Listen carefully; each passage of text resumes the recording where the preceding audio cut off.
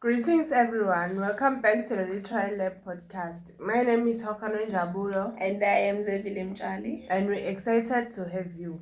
So today we're diving into Angela Carter's story that is titled The Bloody Chamber. So guys, The Bloody Chamber by Angela Carter was published in 1979, a very intense time of the second wave feminism. So it roughly began in the early 1960s until early 1980s. So Angela Carter adapted the fairy tale from the 17th century folktale from Charles Perrault called The Bluebeard. Angela Carter's stories are often intense, dark, and incorporated with the Reflecting Carter's own words, my intention was not to do versions, but to extract latent content from the traditional stories and use it as the beginnings of new stories. So this quote captures her approach. Carter does not simply retell old fairy tales, but she reimagines them into something new and powerful, and also reveal the deeper meanings into this. Moving on to introducing the critical debate, Angela Carter in The Bloody Chamber critiques how elite men uses the fantasies of a happy ending to lure, control, and exploit women. Through her subversive retelling of traditional fairy tale, Carter exposes the darker and immoral underbelly of patriarchal norms and the struggles of women. She further shows us how women are objectified and also seen as praise to men. So on the other notion of the debate, we look at how Angela Carter does not criticize the fantasy of love or luxury itself, but instead she criticizes the cruel individuals like the Marquis. So this notion of the debate aims to show that luxury and love cannot be the problem on itself, but instead the problems come with individuals that like the Marquis, who uses their power and wealth to control women and subject them to their authority and use them to fulfill their filthy desires. Alright, let's move on to the transformation of traditional fairy tales into Gothic motifs. Traditional fairy tales are short stories, often have a feature of clear moral lesson, simplistic good versus evil characters, and often have happy endings. However, Carter's version subverts from these conventions and have Gothic motifs. We see this in the setting of the Bloody Chamber. So with the setting of the story The Bloody Chamber is set in an isolated castle that is very far away from people. So I feel like this castle acts as a prison whereby the protagonist is kept away from people. So Angela Carter uses this setting and symbols and other literary devices to evoke a dense atmosphere and the feeling of fear to the readers of the story. So, to start things off, we are looking at how the protagonist is alone in her very first night of the wedding. Don't you find that ironic for you? I find it very ironic for a wedding couple to be separated on their wedding night. But this is what we find on The Bloody Chamber. The protagonist is alone in their marital bed, having thoughts of whether the Marquis is with another mistress, of which is very not ideal or ideal thoughts to have on your wedding night. Yes, I agree with that because we mostly expect wedding to come with happiness. But in this case, the protagonist is not happy in her very first night of the wedding, where we expect them to be in their honeymoon phase and be very happy.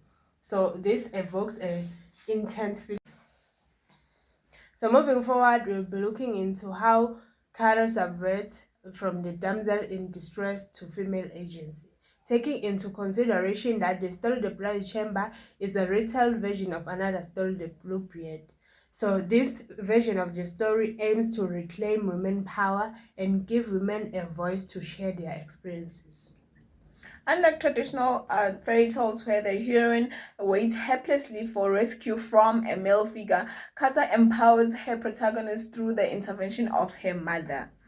So instead of being a passive victim and helpless woman waiting to be rescued by a man, Kata's heroine, which is the protagonist, actively confronts danger and explores her desires, which helps her to reclaim her power within the oppressive and Angela Carter continues to give more power to women.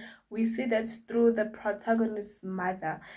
During the beginning of the story, we learn that the protagonist's mother killed a tiger. This acts as a form of foreshadowing where we are still going to see the mother killing a predator, of which in this case it was going to be the marquise, who had the features of a predator or had features or have characteristics or traits of a predator. So this literally shows us that because the mother was able to kill a literal tiger, she will then have the strength to defeat the Marquis, who is also a predator in a human form. Angela Carter also focuses on problematizing gender control and cultural fantasies of romance. Okay, so she challenges traditional gender roles and cultural fantasies of romance. The stories expose how power and control often hide behind these romantic ideals. Absolutely. So take the title of the story. So the Marcus' control over the young bride is terrifying, but also symbolic of how patriarchal power can hide or can be disguised as romantic protection. So his gift of the ruby choker, which becomes as a symbol of possession and threat, show how control is often romanticized, like a necklace that is much of a slit throat. The gift is seen as precious, but on another hand, it seems as a possession, or more like a dog collar. It is there to mark a territory, to show that the protagonist belongs to them. Yes, and the young heroine's journey from her innocence to her awakening is very crucial. She starts from being naive and innocent, but she doesn't remain passive. We see that when he disobeys the Marquis and go against his rule of not entering the chamber, but she further goes and enters the chamber. That gives us the sense of her agency and not being passive. So that reveals how sexuality can be both empowering and a side of control. So Carter refuses to let females be victimized, but instead gives them power. So the protagonist's sexuality initially places her at a disadvantage, making her vulnerable to predatory men like the Marquis. Yet, Kara critiques this dynamic by exposing how male power abuses and objectifies women, often under the disguise of being romantic. Carter subverts the idealized fairy tale endings that marks the real power imbalance in relationships. The story reveals how romantic fantasies often serve to conceal abuse and control. This is both trauma and reclaimed power. So her survival, which is from her mother and not from a traditional male hero, redefines rescue and power through female solidarity and self-empowerment, rejecting the patriarchal control. Carter's retelling of traditional fairy tales like The Bluebeard serves not only to empower female characters but also to critique the cultural fantasies of romance that often mask violence, control, and gender oppression. Thank you for joining and listening to our podcast. And please make sure to join us in our next episode.